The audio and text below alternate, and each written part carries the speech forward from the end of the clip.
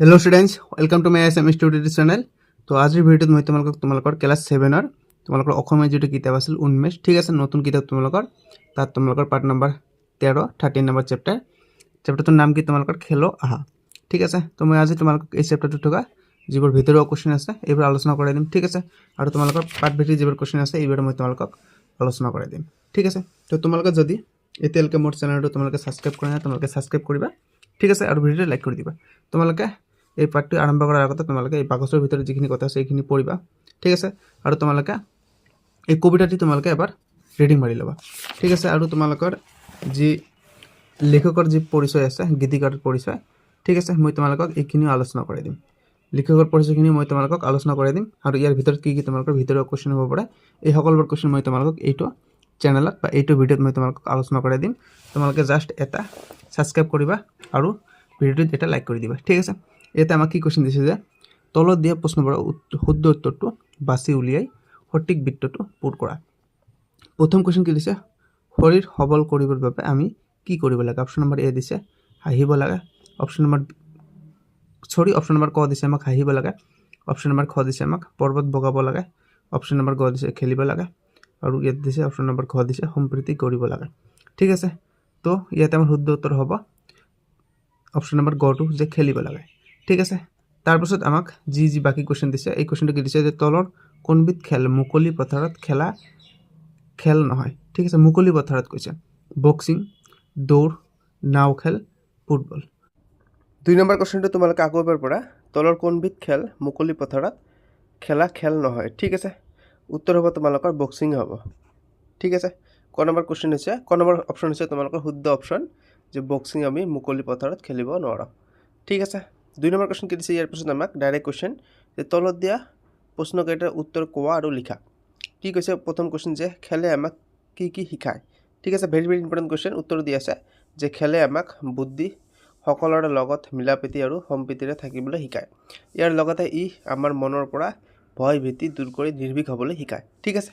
তাৰপিছত আমাক খ নম্বৰ কোৱেশ্চন দিছে যে গীতিকাৰে গীতটিত কি কি খেলৰ কথা কৈছে। ভেৰি ভেৰি ইম্পৰ্টেণ্ট কোৱেশ্চন ইয়াতে দিয়া আছে দৌৰ খেল জাঁপ মৰা তাৰপিছত সাঁতোৰা দিয়া আছে ভলীবল ফুটবল পৰ্বত বগোৱা নাও খেল হকী খেল বক্সিং লং জাম্প হাই জাম্প আৰু তোমালোকক দি আছে ৰেষ্টলিং আদি বিভিন্ন খেলৰ কথা উল্লেখ কৰিছে। গ নম্বৰ কোৱেশ্চন দিছে গীতিকাৰৰ মতে হৃদয় উদাৰ কৰাৰ মাধ্যমটো কি। ভেৰি ভেৰি ইম্পৰ্টেণ্ট কোৱেশ্চন উত্তৰ দি আছে। এইটো কোৱেশ্চন তোমালোকৰ আহিব পাৰে যে গীতিকাৰৰ মতে হৃদয় উদাৰ কৰাৰ মাধ্যমটো হৈছে খেল ধেমালি ঠিক আছে। ঘ নম্বৰ কোৱেশ্চন দিছে সুস্থ সবল হৈ থাকিবলৈ খেলৰ বাহিৰে আমি কি কি কৰিব লাগে ঠিক আছে। উত্তৰটো তোমালোকে পঢ়া সুস্থ সবল হৈ থাকিবলৈ খেলৰ বাহিৰে বা খেল ধেমালিৰ লগতে আমি নিয়মীয়াকৈ ব্যায়াম কৰিব লাগে ঠিক আছে এক্সাৰসাইজ। 3 নম্বৰ কোৱেশ্চন দিছে আচলতে 3 নম্বৰ কোৱেশ্চনটো পঢ়া তোমালোকে আলোচনা কৰি কোৱা আৰু লিখা। আহা চোৱা যাৰ যি মন যায় খেলো আহা গীতিকাৰ আমাক যি মন যায় তেনে খেল খেলিবলৈ কিয় কৈছে ঠিক আছে। উত্তৰ দি আছে ইয়াতে যে প্ৰতিটো খেলেই আমাৰ শৰীৰ সবল কৰে আৰু মন সতেজ ৰাখে ঠিক আছে। মানুহৰ ৰুচি আৰু পচন্দ বেলেগ বেলেগ হোৱা বাবে সকলোৱে একে খেল খেলি ভাল নাপাব পাৰে। যিহেতু যিকোনো খেলেই আমাৰ মনলৈ উল্লাস আনে আৰু অপকাৰ সাধন কৰে সেয়েহে সকলোৱে নিজৰ পচন্দ অনুসৰি খেলি আনন্দ লাভ কৰিবলৈ গীতিকাৰে যাৰ যি মন তেনে খেল খেলিবলৈ আহ্বান জনাইছে ঠিক আছে। মুঠতে তোমালোকে কথাটো বুজি পাইছে যে যিকোনো এটা খেল খেলিলেই আমি সবল থাকিব পাৰে গতিকে যিকোনো এটা খেল খেলিলেই হ'ল ঠিক আছে। যাৰ যিটো মন যায় ইচ্ছা অনুসৰি তোমালোকে যিকোনো এটা খেল খেলিলেই হৈ গ'ল বা এক্সাৰসাইজ কৰিলেই হৈ গ'ল। খ নম্বৰ কোৱেশ্চন দিছে যে খেলৰ কিমান শক্তি আছে গীতিকাৰ খেলৰ কি কি শক্তি থকাৰ কথা কৈছে। উত্তৰ দি আছে গীতিকাৰৰ মতে খেলৰ অসীম শক্তি আছে। খেলে আমাৰ শৰীৰ শক্তিশালী আৰু সবল কৰে মনটো সতেজ কৰি ৰাখে আৰু হৃদয়খন উদাৰ কৰে। ই আমাক বুদ্ধিয়ক হ'বলৈ শিকোৱাৰ লগতে সমাজত মিলাপ্ৰীতি আৰু সম্প্ৰীতিৰে জীয়াই থাকিবলৈ শিকায়। ইয়াৰ উপৰি খেলে আমাৰ মনৰ ভয় ভীতি ভাঙি সাহস প্ৰদান কৰে। 4 নম্বৰ কোৱেশ্চন দিছে যে গীতটিত খেলৰ 4টা শিকনীয় দিশ উল্লেখ কৰা। তলৰ ধাৰণা চিত্ৰখনত সেই 4টা দিশ লিখা হৈছে। খেলৰ পৰা শিকনীয় আৰু দুটা দিশ খালী বাকচত লিখি ধাৰণা চিত্ৰখন সম্পূৰ্ণ কৰা। ঠিক আছে, তোমালোকে কিতাপত তোমালোকে বাহিৰ কৰি ল'বা। উত্তৰটো আমাৰ ইয়াতে দি আছে। ঠিক আছে, মিলা প্ৰীতি, তলত সম্প্ৰীতি আছে, মাজত কি দিছে খেলৰ শিকনীয় দিশ। ঠিক আছে, দুই চাইডত আমাক বুদ্ধি আৰু নিৰ্ভীকতা দিছে, মিলা প্ৰীতি সম্প্ৰীতি ইফালে আমাক লেফ্ট চাইডত দি আছে, আৰু ওপৰত হ'ব উদাৰতা আৰু তলত হ'ব আমাৰ উল্লাস। ঠিক আছে, তোমালোকে লিখি ল'বা। 5 নম্বৰ কুৱেশ্যন দিছে আমাক যুক্তি দৰ্শাই লিখা, খেলে আমাক কেনেকৈ বুদ্ধিয়ক হ'বলৈ শিকায়। ভেৰি ভেৰি ইম্পৰ্টেণ্ট কুৱেশ্যন, যে খেলে আমাক অকল হ'বলৈ কৰে নহয়, আমাক অকল কি কৈছে যে খেলে আমাক কেনেকৈ বুদ্ধিয়ক হ'বলৈ শিকায়। ঠিক আছে, খেলে অকল আমাক সবল কৰাই নহয়, আমাক বুদ্ধিয়ক হ'বলৈ শিকায়। উত্তৰটো তোমালোকে ইয়াতে দিছে, কি কেনেকৈ আমাক বুদ্ধিয়ক হ'বলৈ শিকায়, যে খেল ধেমালি কৰোঁতে খেলুৱৈয়ে খেলৰ নীতি নিয়ম মানি চলিব লাগে আৰু খেলৰ পৰিস্থিতি সাপেক্ষে ক্ষিপ্ৰতাৰে সঠিক সিদ্ধান্ত ল'ব লগা হয়। প্ৰতিযোগিতামূলক মনোভাৱেৰে বিপক্ষৰ কৌশল বুজি নিজৰ বুদ্ধি খটুৱাই খেলিব লাগে বাবে খেলে মগজু সক্ৰিয় কৰি ৰাখে আৰু আমাক বুদ্ধিয়ক হ'বলৈ শিকায়। ঠিক আছে, তোমালোকে বুজি পাইছে। মুঠতে কথাটো হ'ল যে খেলি থাকোঁতে আমি কেনেকৈ সফলতা অৰ্থাৎ জিত আমি কেনেকৈ হাসিল কৰিম। ঠিক আছে, কেনেকৈ আমি অৰ্জন কৰিম, যে আমি জয়যুক্ত হ'ব লাগিব। এই আমি নতুন নতুন সূত্ৰ বাহিৰ কৰি আমি যিকোনো খেলত, ফুটবলত আমি কেনেকৈ গ'ল দিওঁ, বা ক্ৰিকেটত আমি কেনেকৈ 6 বা 4 মাৰোঁ, এইটো এটা কিন্তু বুদ্ধিয়কৰ প্ৰমাণ। ঠিক আছে, এনেকৈ আমি লাহে লাহে বুদ্ধি খটুৱাই আমি খেলিব লাগে আৰু শেষত গৈ আমি জিকোঁ। ঠিক আছে, মুঠতে বুদ্ধি অবিহনে তোমালোকক এটা খেলতো তোমালোকে জিকিব নোৱাৰিবা। ঠিক আছে, 6 নম্বৰ কুৱেশ্যন দিছে আমাক, খেলে আমাক কেনেকৈ মিলা প্ৰীতিৰে থাকিবলৈ শিকায়। ঠিক আছে, উত্তৰ দি আছে, সৰহভাগ খেলে দলবদ্ধভাৱে বা আনৰ সৈতে মিলি খেলা হয়। খেলপথাৰত সকলোৱে ভেদাভেদ পাহৰি একেলগে একেটা লক্ষ্যৰে খেলে।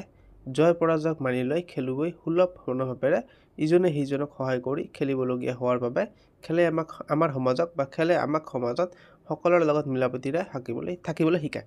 ঠিক আছে, 6 নম্বৰ কুৱেশ্যন দিছে তোমালোকে এইটো পঢ়া, যে খেলে আমাক নিৰ্ভীক হ'বলৈ শিকায়। এই বাক্যশাৰীৰ সমৰ্থনত তোমাৰ নিজৰ অভিজ্ঞতাৰ পৰা এটা ঘটনা বৰ্ণনা কৰা।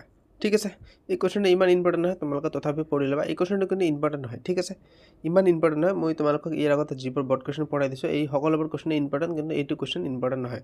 তোমালোকে তথাপি পঢ়ি ল'বা।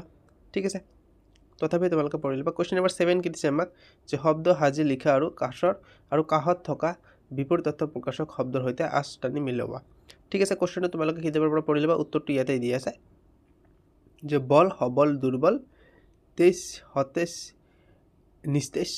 ঠিক আছে, জীৱন সজীৱ নিৰ্জীৱ, জীৱ সজীৱ নিৰ্জীৱ। ঠিক আছে, 8 নম্বৰ কুৱেশ্যন দিছে সাঁথৰ ভাঙা আহা। 9 নম্বৰ কুৱেশ্যন কি দিছে, গীতটিৰ প্ৰথম 4 শাৰীত এনে এটা শব্দ আছে যাৰ অৰ্থ সবল বা সজীৱ, শব্দটো হ'ল সতেজ। ঠিক আছে, এই শব্দটোৰ দ্বিতীয় আৰু তৃতীয় আখৰ মিলি হয়, যাৰ অৰ্থ হ'ল ৰক্ত বা সচিত, এইটো হৈছে আমাৰ তেজ। ঠিক আছে, প্ৰথম আৰু তৃতীয় আখৰ মিলি হয়, যাৰ অৰ্থ হ'ল সৎ আৰু সাধু, এইটো হৈছে সচ। ঠিক আছে, তাৰপিছত 9 নম্বৰ কুৱেশ্যন দিছে, গীতটিৰ শেষৰ ফালে এনে এটা 3 আখৰীয়া শব্দ আছে যাৰ অৰ্থ উল্লাস বা উলাহ, এইটো হ'ব উলাহ।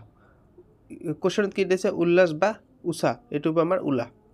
ঠিক আছে, তাৰপিছত আমাৰ আৰু এটা দিছে, এই শব্দটোৰ প্ৰথমটোত কি দিছে, প্ৰথম আৰু তৃতীয় আখৰ মিলি হয়, যাৰ অৰ্থ হ'ল মাটিৰ তলৰ পৰা স্বাভাৱিকতে পানী ওলোৱা বিন্দা, এইটো হৈছে উহ। তাৰপিছত আমাক কুৱেশ্যন দিছে আৰু এটা, যে দ্বিতীয় আৰু তৃতীয় আখৰ মিলি হয়, যাৰ অৰ্থ হ'ল ধুন পেচ, এইটো হ'ব আমাৰ লাহ।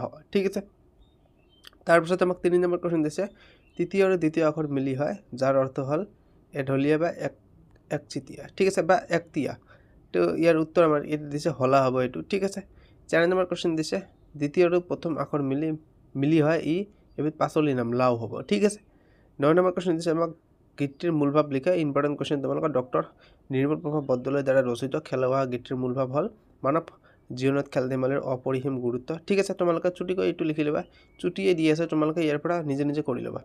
ঠিক আছে, নিজে কৰি ল'বা। 10 নম্বৰ কুৱেশ্যন কি দিছে, তলৰ প্ৰশ্নকেইটা ব্যৱহাৰ কৰি বাক্য ৰচনা কৰা। উদাৰ, সম্প্ৰীতি, উল্লাস, মিলা প্ৰীতি।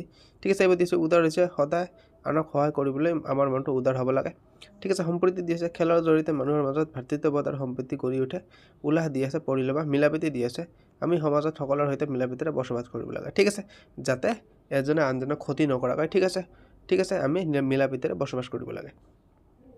11 নম্বৰ কুৱেশ্যন দিছে, তলত দিয়া অৰ্থসমূহে বুজোৱা শব্দটো ক্ৰমিক নম্বৰ হিচাপে থিয়কৈ আৰু পথালিকৈ বহুৱা শব্দ শৃংখলা খন পূৰ কৰা ঠিক আছে তোমালোকে কোৱেশ্চনটো কিতাপৰ পৰাই চাবা ঠিক আছে থিয়কৈ তোমালোকে কোৱেশ্চনটো মুঠতে কিতাপৰ পৰাই চাবা এটা থিয়কৈ দি আছে প্ৰথমটো কি দিছে বহল মনৰ অকপটীয়া উদাৰ হ'ব ঠিক আছে 2 নম্বৰ দিছে আকৰা লাঠিৰে বল লৈ খেলা এবিধ খেল হকি 3 নম্বৰ কোৱেশ্চন তোমালোকে পৰা মাজতে ওখকৈ এখন জাল ৰাখি দুয়োফালে 6 জনকৈ খেলুৱৈয়ে মাটিত নপৰাকৈ হাতেৰে বল পাৰ কৰা খেল এটো কি ভলিবল ঠিক আছে মাটিত নপৰাকৈ বল হাতেৰে বল পাৰ কৰি দিয়ে ভলিবল অৰণ্য হাবি বন হ'ব ঠিক আছে তো ভিডিও আমাৰ আজিৰ এইখিনিয়ে আমাৰ ভিডিও ঠিক আছে তোমালোকে চেনেলটো মুঠতে সাবস্ক্ৰাইব কৰিবা আৰু ভিডিওটো লাইক কৰি দিবা ঠিক আছে বাই বাই টেক কেয়াৰ